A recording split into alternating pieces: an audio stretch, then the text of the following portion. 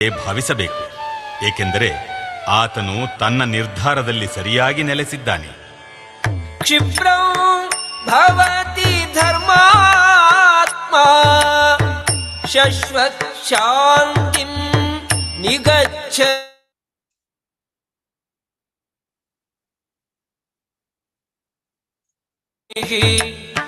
ನಮೇ ಭಕ್ತಃ ಪ್ರಣಶ್ಯತಿ. ಅರ್ಜುನ, ಅವನು ಶೀಘ್ರವಾಗಿ ಧರ್ಮಾತ್ಮನಾಗುತ್ತಾನೆ ಮತ್ತು ಶಾಶ್ವತ ಶಾಂತಿಯನ್ನು ಪಡೆಯುತ್ತಾನೆ. ಆತನು ತನ್ನ ಭಕ್ತನು ಎಂದೂ ನಾಶವಾಗುವುದಿಲ್ಲ ಎಂದು ಧೈರ್ಯವಾಗಿ ಘೋಷಿಸು. ಮಾಂ ಹಿ ಪಾರ್ಥ ವ್ಯಪಾಶ್ರಿತ್ಯ ಯೇಪಿ ಸ್ಯುಃ ಪಾಪಯೋನಯಃ ಸ್ತ್ರಿಯೋ ವೈಶ್ಯಾಃ ತಥಾ ಶೂದ್ರಾಃ ತೇಪಿ ಯಾಂತಿ ಪರಾಂ ಗತಿಂ. ಪಾರ್ಥ, ನನ್ನಲ್ಲಿ ಆಶ್ರಯ ಪಡೆಯುವವರು ಕೀಳು ಜನ್ಮದವರಾದರೂ ಸ್ತ್ರೀಯರು, ವೈಶ್ಯರು ಮತ್ತು ಶೂದ್ರರು ಪರಮಗತಿಯನ್ನು ಪಡೆಯಬಲ್ಲರು. ಕಿಂ ಪುನರ್ ಬ್ರಾಹ್ಮ. ಹರೇ ಕೃಷ್ಣ. ಹರೇ ಕೃಷ್ಣ ಗುರುಜಿ. ಹರೇ ಕೃಷ್ಣ ಪ್ರಭುಜಿ. ಚೆನ್ನಾಗಿದ್ದೀರಾ? ಚೆನ್ನಾಗಿದ್ದೀವಿ ಗುರುಜಿ. ಧನ್ಯವಾದಗಳು ಮಾತಾಡಿ. ಹರೇ ಕೃಷ್ಣ. ಎಲ್ರಿಗೂ ಇವತ್ತು 9ನೇ ಅಧ್ಯಾಯಕ್ಕೆ ಇಸ್ಕಾನ್ ಮಂಗಳೂರವರು ಆಯೋಜಿಸಿರುವಂತಹ 18 ದಿವಸಗಳಲ್ಲಿ ಭಗವದ್ಗೀತೆಯನ್ನು ಅರ್ಥ ಮಾಡಿಕೊಳ್ಳುವಂತಹ ಇವತ್ತಿನ ಅಧ್ಯಾಯ 9 ರಾಜವಿದ್ಯಾ ರಾಜಗುಹ್ಯ ಯೋಗ ಅನ್ನುವಂಥದ್ದು. ಇಲ್ಲಿ ಭಗವದ್ಗೀತೆ ಹೇಗೆ ಭಗವಂತನ ಈ ಸಂದೇಶ ಒಂದು ರಾಜವಿದ್ಯೆ ಮತ್ತು ರಾಜಗುಹ್ಯ. ಗುಹ್ಯ ಅಂದ್ರೆ ಏನು? ಗುಹ್ಯ ಅಂದ್ರೆ ಏನು? ಪರಮ ಗುಹ್ಯ ಜ್ಞಾನ. ರಾಜಗುಹ್ಯ ಅಂದ್ರೆ ಹರೇ ಕೃಷ್ಣ ಯಾರಿಗಾರು ಗೊತ್ತಿದ್ಯಾ? ರಹಸ್ಯವಾದದ್ದು ಅಂತ. ಗುಹ್ಯ ಅಂದ್ರೆ ರಹಸ್ಯವಾದದ್ದು. ರಾಜಗುಹ್ಯ ಯೋಗ ಅಂದ್ರೆ ಪರಮ ಗುಹ್ಯ ಜ್ಞಾನ, ರಹಸ್ಯವಾದಂತಹ ಜ್ಞಾನ ಇವತ್ತು ಭಗವಂತ ಕೊಡ್ತಾ ಇರುವಂತ. ಎಲ್ರಿಗೂ ಸ್ವಾಗತ. ನಾವು ಪ್ರಾರ್ಥನೆಯೊಂದಿಗೆ ಇವತ್ತಿನ ಅಧ್ಯಾಯವನ್ನ ಸ್ಟಾರ್ಟ್ ಮಾಡೋಣ. ಓಂ ನಮೋ ಭಗವತೆ ವಾಸುದೇವಾಯ. ಓಂ ನಮೋ ಭಗವತೆ ವಾಸುದೇವಾಯ. ಓಂ ನಮೋ ಭಗವತೆ ವಾಸುದೇವಾಯ. ಓಂ ಅಜ್ಞಾನತಿಮಿರಾಂಧಸ್ಯ ಜ್ಞಾನಾಂಜನಶಲಾಕಯ ಚಕ್ಷುರುನ್ಮೀಲಿತಂ ಯೇನ ತಸ್ಮೈ ಶ್ರೀ ಗುರವೇ ನಮಃ. ಶ್ರೀ ಚೈತನ್ಯಮನೋಭೀಷ್ಟಂ ಸ್ಥಾಪಿತಂ ಯೇನ ಭೂತಲೆ ಸ್ವಯಂ ರೂಪಃ ಕದಾ ಮಹ್ಯಂ ದದಾತಿ ಸಪದಾಂತಿಕಂ. ವಂದೇಹಂ ಶ್ರೀಗುರೋ ಶ್ರೀಯುತಪದಕಮಲಂ ಶ್ರೀಗುರುನ್ ವೈಷ್ಣವಾಂಶ್ಚ ಶ್ರೀರೂಪಂ ಸಾಗ್ರಜಾತಂ ಸಹಗಣ ರಘುನಾಥಾನ್ವಿತಂ ತಂ ಪ್ರಕೀರ್ತಿ ಸಾದ್ವೈತಂ ಸಾವಧೂತಂ ಪರಿಗಣಸಹಿತಂ ಕೃಷ್ಣ ಚೈತನ್ಯ ದೇವಂ ಶ್ರೀ ರಾಧಾ ಕೃಷ್ಣ ಪಾದಾನ್ ಸಹಗಣ ಲಲಿತಾ ಶ್ರೀ ವಿಶಾಖಾಂಶ್ಚ. ಹೇ ಕೃಷ್ಣ ಕರುಣಾ ಸಿಂಧೋ ದೀನಬಂಧೋ ಜಗತ್ಪತೆ ಗೋಪೇಶ ಗೋಪಿಕಾ ಕಾಂತ ರಾಧಾ ಕಾಂತ ನಮೋಸ್ತುತೆ. ಸಪ್ತ ಕಾಂಚನ ಗೌರಾಂಗಿ ರಾಧೆ ವೃಂದಾವನೇಶ್ವರಿ ವೃಷಭಾನುಸುತೆ ದೇವಿ ಪ್ರಣಮಾಮಿ ಹರಿಪ್ರಿಯೆ. ವಾಂಛಾಕಲ್ಪತರುಭ್ಯಶ್ಚ ಕೃಪಾ ಸಿಂಧುಭ್ಯೇವ ಚ ಪತಿತಾನಾಂ ಪಾವನೇಭ್ಯೋ ವೈಷ್ಣವೇಭ್ಯೋ ನಮೋ ನಮಃ. ನಮೋ ವಿಷ್ಣುಪಾದಾಯ ಕೃಷ್ಣಪ್ರೇಷ್ಠಾಯ ಭೂತಲೆ ಶ್ರೀಮತೆ ಭಕ್ತಿವೇದಾಂತ ಸ್ವಾಮಿನಿತಿ ನಾಮಿನೇ. ನಮಸ್ತೆ ಸಾರಸ್ವತೆ ದೇವೇ ಗೌರವಾಣಿ ಪ್ರಚಾರಿಣಿ ನಿರ್ವಿಶೇಷಾಶೂನ್ಯವಾದಿ ಪಾಶ್ಚಾತ್ಯಾದೇಶಕಾರಣೆ. ಜಯೋ ಶ್ರೀಕೃಷ್ಣ ಚೈತನ್ಯ ಪ್ರಭೋ ನಿತ್ಯಾನಂದ ಶ್ರೀ ಅದ್ವೈತ ಗದಾಧರ ಶ್ರೀವಾಸಾದಿ ಗೌರಭಕ್ತವೃಂದ. ಹರೇ ಕೃಷ್ಣ ಕೃಷ್ಣ ಕೃಷ್ಣ ಹರೇ ಹರೇ. ಹರೇ ರಾಮ ರಾಮ ರಾಮ ಹರೇ ಹರೇ. ಹರೇ ಕೃಷ್ಣ ಕೃಷ್ಣ ಕೃಷ್ಣ ಹರೇ ಹರೇ. ಹರೇ ರಾಮ ರಾಮ ರಾಮ ಹರೇ ಹರೇ. ಹರೇ ಕೃಷ್ಣ ಕೃಷ್ಣ ಕೃಷ್ಣ ಹರೇ ಹರೇ. ಹರೇ ರಾಮ ರಾಮ ರಾಮ ಹರೇ ಹರೇ. ಹರೇ ಕೃಷ್ಣ. ಹರೇ ಕೃಷ್ಣ. ಹರೇ ಕೃಷ್ಣ. ಎಲ್ರಿಗೂ ಸ್ವಾಗತ. ಹರೇ ಕೃಷ್ಣ ಪ್ರಭುಜಿ. ಕೃಷ್ಣ ಪ್ರಭುಜಿ. ಪ್ರಭುಜಿ ಸಾರಿ ಪ್ರಭುಜಿ, ನೆನ್ನೆ ಕಟ್ ಆಗ್ಬಿಡ್ತು network. No problem. Hare Krishna. ನೋಡಿದೆ. ಧನ್ಯವಾದ. ಹರೇ ಕೃಷ್ಣ. ಸೊ ನಿನ್ನೆ ಏನು ಅರ್ಜುನನ 8 ಪ್ರಶ್ನೆ ಏನಾದ್ರೂ ನೆನಪಿದೆ ಯಾರಿಗಾದ್ರೂ? ಒಂದೆರಡು.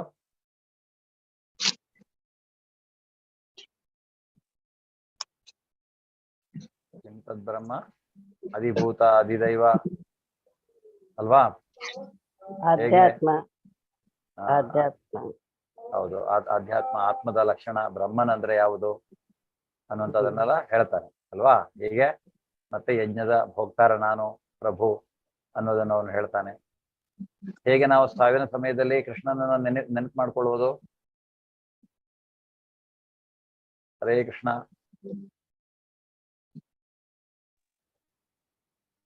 ಹೇಗೆ ನಾವು ಸಾವಿನ ಸಮಯದಲ್ಲಿ ಕೃಷ್ಣನ ನೆನಪು ಮಾಡ್ಕೊಳ್ಳೋದು? ನಿನ್ನೆ ನಾವು ನೋಡಿದ್ವಿ.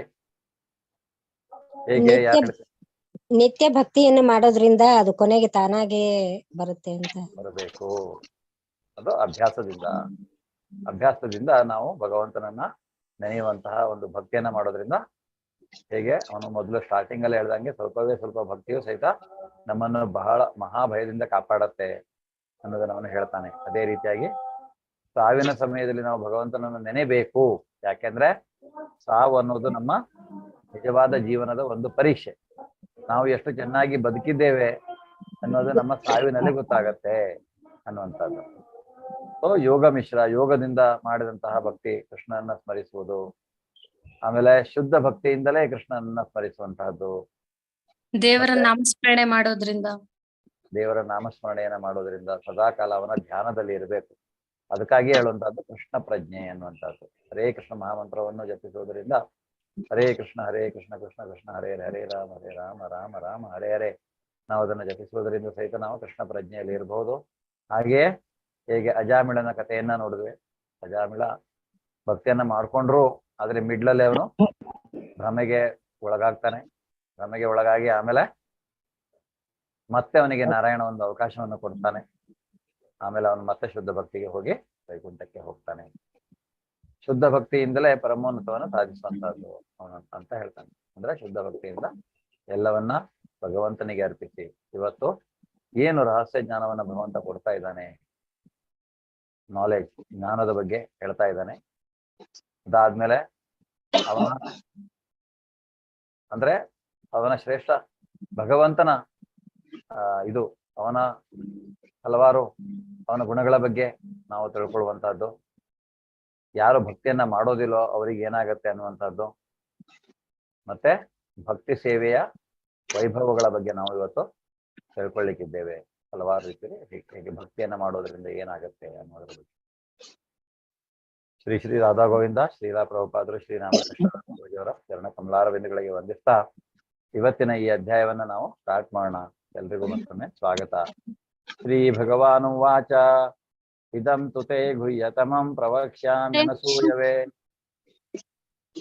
ಪ್ರಭುಜಿ ಇದು ಸ್ಕ್ರೀನ್ ಅಲ್ಲಿ ಬರ್ಲಿಲ್ಲ. ಸ್ಕ್ರೀನ್ ಬರ್ತಾ ಇಲ್ವಾ? ಇಲ್ಲ ಪ್ರಭುಜಿ. ಶ್ಲೋಕಗಳು ಬರ್ತಾ ಇಲ್ಲ ಪ್ರಭುಜಿ. ಈಗೇನ್ ಬರ್ತಾ ಇದೆ? ಹಾ ಈಗ ಬಂತು. ಇವಾಗ ಬಂತು. ಓಕೆ, ಧನ್ಯವಾದಗಳು. ಶ್ರೀ ಭಗವಾನು ವಾಚ ಇದಂ ತುತೆ ಗುಹ್ಯತಮಂ ಪ್ರವಕ್ಷ್ಯಾಮ್ಯನಸೂಯವೇ ಜ್ಞಾನಂ ವಿಜ್ಞಾನ ಸಹಿತಂ ಯಜ್ಞಾತ್ವಾ ಮೋಕ್ಷಸೇ ಶುಭಾತ್. ದೇವೋತ್ತಮ ಪರಮಪುರುಷನು ಹೀಗೆ ಹೇಳಿದನು, ಪ್ರಿಯ ಅರ್ಜುನನೇ, ನಿನಗೆ ನನ್ನ ವಿಷಯದಲ್ಲಿ ಎಂದು ಅಸೂಯೆಲ್ಲವಾದ್ದರಿಂದ ನಿನಗೆ ಈ ಗುಹ್ಯತಮ ಜ್ಞಾನವನ್ನ, ಸಾಕ್ಷಾತ್ಕಾರವನ್ನ ತಿಳಿಸಿಕೊಡುತ್ತಿದ್ದೇನೆ. ಇದನ್ನು ತಿಳಿದು ನೀನು ಐಹಿಕ ಬದುಕಿನ ಸಂಕಟಗಳಿಂದ ಪಾರಾಗುತ್ತೀಯೇ.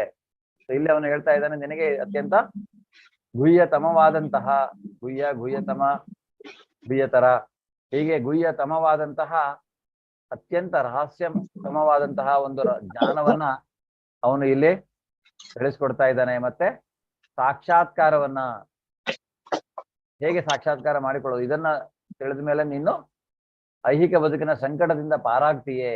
ಇದನ್ನ ನಾವು ಅರ್ಥ ಮಾಡಿಕೊಳ್ಬೇಕು. ಇವತ್ತು ಭಗವಂತ ಹೇಳ್ತಾ ಇದ್ದಾನೆ, ಅದನ್ನ ವಿಶೇಷವಾಗಿ ನಾವು ಅರ್ಥ ಮಾಡಿಕೊಳ್ಬೇಕು. ಬಹಳ ರಹಸ್ಯತಮವಾದಂತಹ ಒಂದು ಜ್ಞಾನವನ್ನ ಅವನು ಇಲ್ಲಿ ಕೊಡ್ತಾ ಇದ್ದಾನೆ. ರಾಜವಿದ್ಯಾ ರಾಜಗುಹ್ಯಂ ಪವಿತ್ರಮಿದಮುತ್ತಮಂ ಪ್ರತ್ಯಕ್ಷಾವಗಮಂ ಧರ್ಮ್ಯಂ ಸುಸುಖಂ ಕರ್ತುಮವ್ಯಯಂ. ಇದು ರಾಜವಿದ್ಯೆ, ಎಲ್ಲಾ ರಹಸ್ಯಗಳಲ್ಲಿ ಅತ್ಯಂತ ರಹಸ್ಯವಾದದ್ದು. ಇದು ಅತ್ಯಂತ ಪರಿಶುದ್ಧ ಜ್ಞಾನ. ಸಾಕ್ಷಾತ್ಕಾರದಿಂದ ಆತ್ಮದ ನೇರ ತಿಳುವಳಿಕೆಯನ್ನು ಕೊಡುವುದರಿಂದ ಇದು ಧರ್ಮದ ಪರಿಪೂರ್ಣತೆ. ಇದು ಶಾಶ್ವತವಾದದ್ದು ಮತ್ತು ಸಂತೋಷದಿಂದ ಅನುಷ್ಠಾನ ಮಾಡುವಂತಹದ್ದು. ಇವನು ಹೇಳ್ತಾ ಇದ್ದಾನೆ, ಈ ವಿದ್ಯೆ, ಈಗ ಅವನು ಏನ್ ಜ್ಞಾನ ಹೇಳಲಿಕ್ಕೆ ಹೋಗಿದ್ದಾನೆ, ಅದು ಅತ್ಯಂತ ರಹಸ್ಯವಾದಂತಹದ್ದು, ರಹಸ್ಯಗಳಲ್ಲಿಯೇ ರಹಸ್ಯವಾದಂತಹದ್ದು, ರಹಸ್ಯಗಳಲ್ಲಿ ಅತ್ಯಂತ ರಹಸ್ಯವಾದದ್ದು ಅಂತ ಹೇಳ್ತಾನೆ. ಮತ್ತೆ ಇದು ಆತ್ಮದ ನೇರ ತಿಳುವಳಿಕೆಯನ್ನು ನಮಗೆ ಕೊಡತ್ತೆ ಈ ಜ್ಞಾನ. ಅಂದ್ರೆ ನಾವು ಶರೀರವಲ್ಲ, ಈ ಆತ್ಮ. ಆತ್ಮ ಅಂದ್ರೆ ಯಾವುದು? ಈ ಆತ್ಮ ಎಲ್ಲಿಂದ ಬಂದದ್ದು? ಅದರ ನಿಜವಾದ ಗುಣಲಕ್ಷಣಗಳೇನು? ಹೀಗೆ ಇದನ್ನು ನಾವು ಅರ್ಥ ಮಾಡಿಕೊಂಡಾಗ ಏನಾಗತ್ತೆ? ಇದು ಧರ್ಮದ ಪರಿಪೂರ್ಣತೆ ಅನ್ನೋದ್ರಿಂದ ಹೇಳ್ತಾನೆ. ಈಗ ಒಂದು ಧರ್ಮವನ್ನು ನಾವು ಪರಿಪೂರ್ಣವಾಗಿ ಅರ್ಥ ಮಾಡಿಕೊಳ್ಳುವುದ್ರ ಇದರಿಂದ ಈ ರಹಸ್ಯವಾದಂತಹ ಜ್ಞಾನದಿಂದ ಸಾಧ್ಯ ಅನ್ನೋದನ್ನ ಅವನು ಇಲ್ಲಿ ಹೇಳ್ತಾ ಇದ್ದಾನೆ. ಮತ್ತೆ ಇದನ್ನ ನಾವು ಸಂತೋಷವಾಗಿ ಅನುಷ್ಠಾನ ಮಾಡಬಹುದು. ಅನುಷ್ಠಾನ ಮಾಡೋದಂದ್ರೆ ಏನೋ, ನಾವು ದಿನನಿತ್ಯ ಇದನ್ನ ನಾವು ಮಾಡ್ಕೊಂಡು ಹೋಗಬಹುದು. ಪ್ರತಿನಿತ್ಯ ನಾವು ಮಾಡ್ಕೊಂಡು ಹೋಗ್ಬೋದು. ಇದನ್ನ ಅನುಷ್ಠಾನ ಮಾಡುವಂತಹದ್ದು ಪ್ರತಿನಿತ್ಯ ಚಾಚು ತಪ್ಪದೆ ಮಾಡುವಂತಹದಕ್ಕೆ ನಾವು ಅನುಷ್ಠಾನ ಅಂತ ಕರಿತೇವೆ. ಅನುಷ್ಠಾನ, ಅನುಷ್ಠಾನ, ಅದು ಒಂದು ಅನುಷ್ಠಾನದ ತರ ನಾವು ಮಾಡಬೇಕು ಅಂತ. ಅಂದ್ರೆ ಅದು ನಮ್ಮ ಆದ್ಯ ಕರ್ತವ್ಯ, ಅದನ್ನ ಮಾಡ್ಲೇಬೇಕಾದದ್ದು ನಮ್ಮ ಕರ್ತವ್ಯ. ಅದರಿಂದ ಅವನು ಹೇಳ್ತಾ ಇದ್ದಾನೆ ಅಂತ, ಇಂತಹ ಒಂದು ಶಾಶ್ವತವಾದಂತಹದ್ದು ಮತ್ತು ಸಂತೋಷದಿಂದ ಬಹಳ ಖುಷಿಯಿಂದ ನಾವು ಅದನ್ನ ಪ್ರತಿನಿತ್ಯ ಮಾಡ್ಕೊಂಡು ಹೋಗಬಹುದು ಅನ್ನೋದನ್ನ ಇಲ್ಲಿ ಹೇಳ್ತಾ ಇದ್ದಾನೆ. ಅಶ್ರದ್ಧದಾನ ಪುರುಷ ಧರ್ಮಸ್ಯಾಸ್ಯ ಪರಂತಪ ಅಪ್ರಾಪ್ಯ ಮಾಂ ನಿವರ್ತಂತೆ ಮೃತ್ಯು ಸಂಸಾರ ವರ್ತನೆ. ಶತ್ರು ಸಂಹಾರಕನಾದ ಅರ್ಜುನನೇ, ಭಕ್ತಿ ಸೇವೆಯಲ್ಲಿ ಶ್ರದ್ಧಾವಂತರಲ್ಲದವರು ನನ್ನನ್ನು ಪಡೆಯಲಾರರು. ಆದುದರಿಂದ ಅವರು ಈ ಐಹಿಕ ಜಗತ್ತಿನಲ್ಲಿ ಜನನ ಮರಣಗಳ ಮಾರ್ಗಕ್ಕೆ ಹಿಂತಿರುಗುವರು. ಯಾರಿಗೆ ಭಕ್ತಿಯನ್ನ ಮಾಡ್ಲಿಕ್ಕೆ ಇಷ್ಟ ಇಲ್ವೋ, ಈಗ ಕೆಲವರಿಗೆ ಕೇಳಿದ್ರಿ, ಮೊನ್ನೆ ಪ್ರಶ್ನೆಗಳನ್ನ ಕೇಳಿದ್ರಿ, ಹೀಗೆ ಕೆಲವರಿಗೆ ಇಷ್ಟ ಇರಲ್ಲ, ಈ ತರ ಭಗವಂತನ ಕುರಿತಾಗಿ ದ್ವೇಷ ಮಾಡ್ತಾರೆ, ಅಥವಾ ಅಂದ್ರೆ ಭಗವಂತನೇ ಇಲ್ಲ ಅಂತ ಸಾಧಿಸ್ಲಿಕ್ಕೆ ಬರ್ತಾರೆ. ಸೊ ಭಕ್ತಿ ಸೇವೆಯಲ್ಲಿ ಶ್ರದ್ಧಾವಂತರಲ್ಲದವರು ಅವರು ಭಗವಂತನನ್ನ ಪಡೆಯಲಿಕ್ಕೆ ಸಾಧ್ಯವಿಲ್ಲ ಅಂದ್ರೆ ಅವನು ಹೇಳ್ತಾನೆ ಕೃಷ್ಣ ಕ್ಲಿಯರ್ ಆಗಿ. ಈಗ ಕೆಲವರು ಹೇಳಿದ್ರೆ ಈಗ ಏನಾಗತ್ತೆ ಅಂತ ಹಿಂಗೆ, ಆದ್ರೆ ವೈಕುಂಠಕ್ಕೆ ಹೋಗ್ಲಿಕ್ಕೆ ಸಾಧ್ಯ ಇಲ್ಲ. ಅವರು ಬ್ರಹ್ಮನ್ ಹಂತವನ್ನು ಪ್ರವೇಶಿಸಬಹುದು. ಹಲವಾರು ಜನ ಬ್ರಹ್ಮನ್ ಹಂತ ಅವರಿಗೆ ಅನ್ಸಂತೆ ನಾವು ಬ್ರಹ್ಮನ್ ಅಂದ್ರೆ ಭಗವಂತನ ನಿರಾಕಾರದಲ್ಲಿ ಐಕ್ಯವಾಗುವುದು ಅದೇ ಫೈನಲ್ ಅಂತ ಕೆಲವರು ತಿಳ್ಕೊಳ್ತಾರೆ. ಆದ್ರೆ ಅದು ಫೈನಲ್ ಅಲ್ಲ. ನಿಜವಾಗಿ ನಾವು ವೈಕುಂಠ ಲೋಕಗಳನ್ನು ಹೋಗ್ಬೇಕು, ಭಗವಂತನ ಇದ್ದಲ್ಲಿಗೆ ಹೋಗ್ಬೇಕಂದ್ರೆ ನಾವು ಭಗವಂತನ ಸಾಕ್ಷಾತ್ಕಾರವನ್ನ ಪಡೆಯಬೇಕು, ಭಕ್ತಿಯನ್ನ ಮಾಡಬೇಕು. ಭಕ್ತಿ ಸೇವೆಯಿಂದ ಮಾತ್ರ ನಾವು ಭಗವಂತನಿದ್ದಲ್ಲಿಗೆ ಹೋಗ್ಲಿಕ್ಕೆ ಸಾಧ್ಯ. ಮತ್ತೆ ಅವ್ರು ಏನ್ ಮಾಡ್ತಾರೆ, ಆ ಬ್ರಹ್ಮನ್ ಹಂತಕ್ಕೆ ಹೋದ್ರೂ ಸಹಿತ ಕೆಲವರು ಮತ್ತೆ ವಾಪಸ್ ಅವ್ರು ಬರ್ತಾರೆ. ಜಗತ್ತಿನಲ್ಲಿ ಜನನ ಮರಣಗಳ ಮಾರ್ಗಕ್ಕೆ ಮತ್ತೆ ಹಿಂತಿರುಗಬಹುದು, ಅಪಾಯ ಇದೆ. ಅಲ್ಲಿ ಹೋಗಿಯೂ ಭಕ್ತಿಯನ್ನ ಮಾಡ್ಬೇಕು, ಮುಂದೆ ಭಕ್ತಿಯನ್ನ ಮಾಡ್ಬೇಕು. ಭಾವಭಕ್ತಿಯಿಂದ ಪ್ರೇಮ ಭಕ್ತಿ, ಭಗವಂತನ ಜೊತೆಗೆ ನಮ್ಮ ಸಂಬಂಧವನ್ನ ನಾವು ಕಲ್ಪಿಸಿಕೊಳ್ಳಬೇಕು. ಆ ಸಂಬಂಧದ ಸಂಬಂಧದ ಜೊತೆಗೆ ನಾವು ಭಗವಂತನ ಭಕ್ತಿಯನ್ನ ಮಾಡಬೇಕು. ಹೀಗೆ ಮಾತಾ ಯಶೋಧೆ ಯಾವ ರೀತಿಯಾಗಿ ಭಗವಂತನ ಭಕ್ತಿಯನ್ನ ಮಾಡ್ತಾಳೆ, ಆದ್ರೆ ಆ ಒಂದು ಮಾಯೆಯ ಪ್ರಭಾವದಿಂದ ಏನಾಗತ್ತೆ ಅಂದ್ರೆ ಅವಳು ಮರೆಮಾಚತ್ತೆ. ಅಂದ್ರೆ ಭಗವಂತ ಅಂತ ಅವರಿಗೆ ಅರಿವಾಗಬಾರ್ದು. ಆ ರೀತಿ ಸೇವೆ ಮಾಡುವಾಗ ಅದು ಪರಿಶುದ್ಧ ಸೇವೆ. ಒಂದು ತಾಯಿಯಾಗಿ ವಾತ್ಸಲ್ಯ ರೂಪದಲ್ಲಿ ಭಗವಂತನ ಸೇವೆಯನ್ನ ಮಾಡ್ತಾಳೆ. ಸೊ ಆ ರೀತಿಯಾಗಿ ಒಂದು ಪೂರ್ತಿಯಾಗಿ ಭಗವಂತನ ಸೇವೆ ಮಾಡುವಂತಹ ಒಂದು ಅವಕಾಶ ಅವನ ಹತ್ರ ಇರಬೇಕು. ನಾವು ಅವನ ಸೇವೆಯನ್ನ ಮಾಡ್ತೇವೆ. ಗೋಪ ಬಾಲರು ರಾಧೆ ಮಾಧುರ್ಯ ಭಾವದಲ್ಲಿ ಭಗವಂತನ ಕುರಿತಾಗಿ ಭಕ್ತಿಯನ್ನ ಮಾಡುವಂತವಳು. ಸೊ ಆ ರೀತಿಯಾಗಿ ಯಾವುದಾದ್ರೂ ಒಂದು ನೇರ ಸಂಪರ್ಕದಲ್ಲಿ ನಾವು ಭಗವಂತನ ಜೊತೆಗೆ ಅವನ ವ್ಯವಹಾರದಲ್ಲಿ ಅವನನ್ನೇ ತಂದೆ ಅಂತ ಸ್ವೀಕಾರ ಮಾಡುವ, ಅವನನ್ನೇ ಗೆಳೆಯ ಅಂತ ಸ್ವೀಕಾರ ಮಾಡುವುದು, ಅಥವಾ ಕೆಲವು ಅವನನ್ನ ಪತಿ ಅಂತ ಸ್ವೀಕಾರ ಮಾಡುವಂತಹದ್ದು, ಅಥವಾ ಅವನ ಹೀಗೆ ಗೋಪ ಬಾಲರ ತರ. ಸೊ ಆ ರೀತಿಯಾಗಿ ಭಗವಂತನ ಜೊತೆಗೆ ಸಂಪರ್ಕವನ್ನ ಕಲ್ಪಿಸ್ಕೊಳ್ಬೇಕಾಗತ್ತೆ. ಅದರಿಂದ ಇಲ್ಲ ಅಂದ್ರೆ ಏನಾಗತ್ತೆ, ಅವರು ಜನನ ಮರಣಗಳ ಮಾರ್ಗಕ್ಕೆ ಹಿಂತಿರುಗಬೇಕಾಗತ್ತೆ. ಮತ್ತೆ ಇದೇ ನಮ್ದು ನಿಜವಾದ ಪ್ರಾಬ್ಲಮ್. ನಾವು ವಾಪಸ್ ಬಂದ್ರೆ ಈ ಜನನ ಮರಣಗಳ ಪ್ರಾಬ್ಲಮ್ ಬಂದ್ರೆ ಏನಾಗತ್ತೆ, ನಾವು ಇಲ್ಲೇ ಎಲ್ಲ ತಾನೇ ಮಾಡ್ತಾ ಇದ್ದೇನೆ, ನಾನೇ ಈ ಜಗತ್ತಿನ ಬಿಗ್ ಬಾಸ್ ಅನ್ನೋ ತರ ನಾವು ಬದುಕಲಿಕ್ಕೆ ಹೋಗ್ತೇವೆ. ಆದ್ರೆ ಅದರಿಂದ ಏನೂ ಇಲ್ಲ, ಅದು ಬರೀ ದುಃಖಾಲಯ, ಅಶಾಶ್ವತ ಅನ್ನೋದನ್ನ ಅವನು ಹೇಳ್ತಾನೆ. ಮಾಯಾ ತತಮಿದಂ ಸರ್ವಂ ಜಗದವ್ಯಕ್ತ ಮೂರ್ತಿನ ಮಸ್ಯಾನಿ ಸರ್ವಭೂತಾನಿ ಚಾಹಂ ತೇಷ್ವ್ಯವಸ್ಥಿತಃ. ನನ್ನ ಅವ್ಯಕ್ತ ಸ್ವರೂಪದಲ್ಲಿ ನಾನು ಇಡೀ ವಿಶ್ವವನ್ನು ವ್ಯಾಪಿಸಿದ್ದೇನೆ. ಎಲ್ಲಾ ಜೀವಿಗಳು ನನ್ನಲ್ಲಿದ್ದಾರೆ, ನಾನು ಅವರಲ್ಲಿ ಇಲ್ಲ. ಈಗ ಹೇಳ್ತಾ ಇದ್ದಾನೆ ಭಗವಂತ. ಅವನು ಅವನ ನಿರಾಕಾರ ರೂಪ ನಾವೇನ್ ನೋಡ್ತೇವೆ, ಅವ್ಯಕ್ತ ಸ್ವರೂಪ. ಅವ್ಯಕ್ತ ರೂಪದಲ್ಲಿ ಅವನ ಸ್ವರೂಪ ಅದು. ಅವ್ಯಕ್ತತೆ ಕಾಣಿಸೋದಿಲ್ಲ. ವ್ಯಕ್ತವಾಗೋದಂದ್ರೇನು? ಫಿಸಿಕಲಿ ನಾವು ನೋಡುವಂತಹದ್ದು, ನಾವು ಅದನ್ನ ಪರಾಮರ್ಶಿಸಿಕೊಳ್ಳೋದು. ಆದ್ರೆ ಅವ್ಯಕ್ತ ರೂಪದಲ್ಲಿ ನಾವು ಅವನ್ನ ನೋಡ್ಲಿಕ್ಕೆ ಸಾಧ್ಯವಿಲ್ಲ. ಅದು ಅವ್ಯಕ್ತವಾಗಿ ಅವನ ಏನ್ ಹೇಳ್ತಾ ಇದ್ದಾನೆ, ನಾನು ಇಡೀ ವಿಶ್ವವನ್ನ ವ್ಯಾಪಿಸಿದ್ದೇನೆ, ಇಡೀ ಬ್ರಹ್ಮಾಂಡವನ್ನು ಅವನು ವ್ಯಾಪಿಸಿರುವುದನ್ನ, ಹೇಗೆ ಅವನಲ್ಲಿಯೇ ಈ ಬ್ರಹ್ಮಾಂಡ ಇದೆ ಅನ್ನೋದನ್ನ ಅವನು ತೋರಿಸ್ತಾನೆ ಅಲ್ವಾ ಮಾತಾ ಯಶೋದೆಗೆ. ಬಾಯಲ್ಲಿ ಅವನು ಬ್ರಹ್ಮಾಂಡವನ್ನ ಕಾಣಿಸ್ತಾನೆ. ಸೊ ಎಲ್ಲಾ ಜೀವಿಗಳು ನನ್ನಲ್ಲಿದ್ದಾರೆ, ನಾನು ಅವರಲ್ಲಿ ಇಲ್ಲ. ಅದರಿಂದ ಪ್ರತಿಯೊಬ್ಬರು ಅವನಲ್ಲಿಯೇ ಲೀನವಾಗಿರುವಂತದ್ದು, ಅವನಲ್ಲಿಯೇ ಇರುವಂತಹದ್ದು. ಅವನು ಅಂದ್ರೆ ಇಲ್ಲ ಅಂದ್ರೆ ಇಲ್ಲಿ ನೀವು ತಿಳ್ಕೊಳ್ಬಹುದು, ಅವನು ಪರಮಾತ್ಮನಾಗಿ ಎಲ್ಲರ ಹೃದಯದಲ್ಲಿದ್ದಾನೆ ಅಂತ. ಹೌದು, ಅವನು ಎಲ್ಲರ ಪರಮಾತ್ಮನಾಗಿ ಎಲ್ಲರ ಹೃದಯ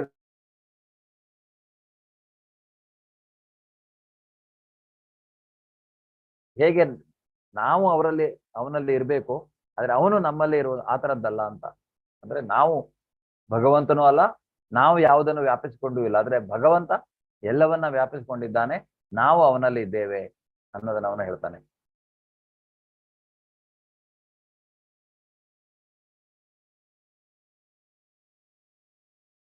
ಹರೇ ಕೃಷ್ಣ. ಸಂತೋಷ ಪ್ರಭುಜಿ, ಧನ್ಯವಾದಗಳು. No problem. ನಾವು ಇವಾಗಲಷ್ಟೇ ಸ್ಟಾರ್ಟ್ ಮಾಡಿದ್ದೇವೆ. ಯೂಟ್ಯೂಬ್ ಲಿಂಕ್ ಇರುತ್ತೆ ನಿಮಗೆ, ಆಮೇಲೆ ತಿಳಿಸ್ಕೋಬೋದು.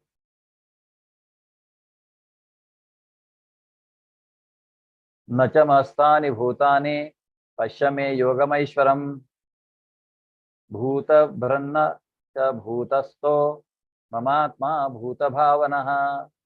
ಆದರೂ ಸೃಷ್ಟಿಯಾದದ್ದೆಲ್ಲ ನನ್ನನ್ನೇ ಆಧರಿಸಿದ್ದಲ್ಲ. ನನ್ನ ಯೋಗ ಸಮೃದ್ಧಿಯನ್ನ ನೋಡು. ಎಲ್ಲಾ ಜೀವಿಗಳ ಪಾಲಕನು ನಾನಾದರೂ ಮತ್ತು ನಾನು ಎಲ್ಲ ಕಡೆ ಇರುವೆನಾದರೂ ನಾನು ಈ ವಿಶ್ವದ ಅಭಿವ್ಯಕ್ತಿಯ ಭಾಗವಲ್ಲ, ಏಕೆಂದ್ರೆ ನಾನೇ ಸೃಷ್ಟಿಯ ಮೂಲ.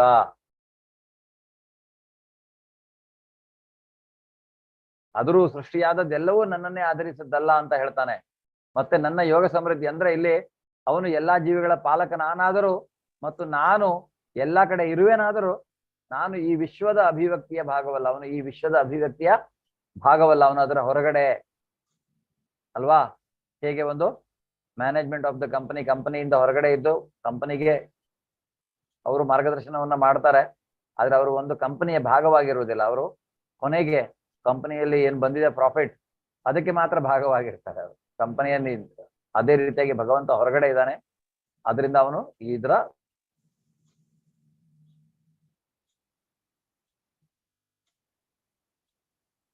ಸ್ಥಿತೋ ನಿತ್ಯಂ ವಾಯು ಸರ್ವತ್ರ ಗೋ ಮಹಾನ್ ತಥಾ ಸರ್ವಾಣಿ ಭೂತಾನಿ ಮಸ್ತಾನಿ ಉಪಧಾರಯ. ಎಲ್ಲಾ ಕಡೆಯೂ ಬೀಸುವ ಬಲಶಾಲಿಯಾದ ಗಾಳಿಯು ಸದಾ ಆಕಾಶದಲ್ಲಿ ಹೇಗೆ ನೆಲೆಸಿರುವುದೋ ಹಾಗೆ ಸೃಷ್ಟಿಯಾದದೆಲ್ಲವೂ ನನ್ನಲ್ಲಿಯೇ ನೆಲೆಸಿರುತ್ತದೆ. ಈಗ ನಾವು ನೋಡ್ಬಹುದು, ಯಾಕೆಂದ್ರೆ ಏನವಿನ ಪ್ರಣವಪಿನ ಚಲತೆ, ನಿಮ್ಮಿಂದ ಒಂದು ಹುಲ್ಲು ಕಡ್ಡಿ ಯಾರಿಗಾಗುವುದಿಲ್ಲ. ಯಾಕೆ ಹೇಳ್ತಾನೆ ಭಗವಂತ. ಅದರಿಂದ ಯಾಕೆ ನಾವು ಹೇಗೆ ಅರ್ಥ ಮಾಡಿಕೊಳ್ಳೋದು? ಈ ಶ್ಲೋಕದಲ್ಲಿ ಸಹಿತ ಅವನು ಹೇಳ್ತಾನೆ. ಹೇಗೆಂದ್ರೆ ಹೇಗೆ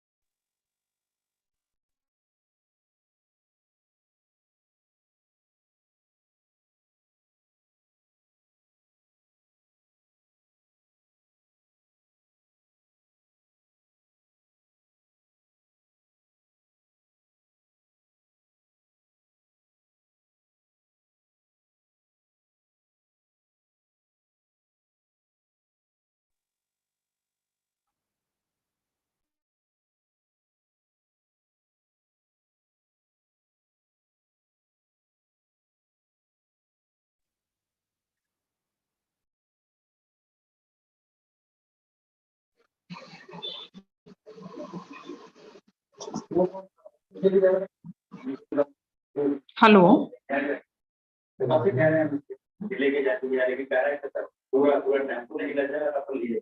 ಗುರುಜಿ ಅವ್ರು ಡಿಸ್ಕನೆಕ್ಟ್ ಆದ್ರಾ?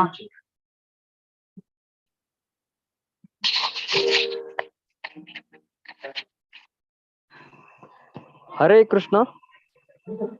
ಹರೇ ಕೃಷ್ಣ. ಹರೇ ಕೃಷ್ಣ ಗುರುಜಿ.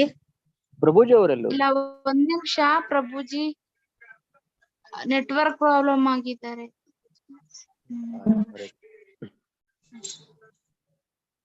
ಸುಮಂಗಲ ಮಾತಾಜಿ.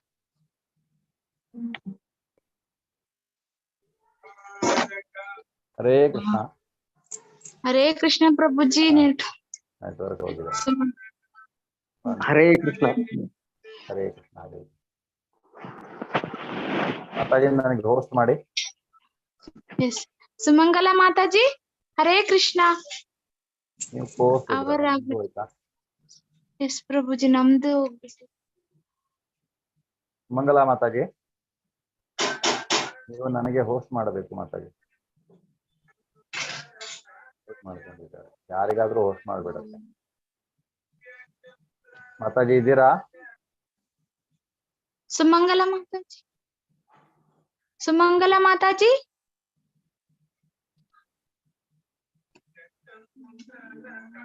ಕೃಷ್ಣ. ಹರೇ ಕೃಷ್ಣ. ಹರೇ ಕೃಷ್ಣ. ಹರೇ ಪ್ರಭು. ಹಾ, ಅದೇ 1 ಸೆಕೆಂಡ್. ಅವರು ಮಾತಾಜಿ ಅವರು ಇದು ಮಾಡ್ಬೇಕಾಗತ್ತೆ. ನೀವು ಹೋಸ್ಟ್ ಆಗಿಲ್ಲ. ಅದ್ ನಿಮ್ದು ಹೆಂಗ್ ಹೋಯ್ತು ಮಾತಾಜಿ? ನೆಟ್ವರ್ಕ್ ಹೋಗ್ಬಿತ್ತು ಪ್ರಭುಜಿ ಸಡನ್ಲಿ.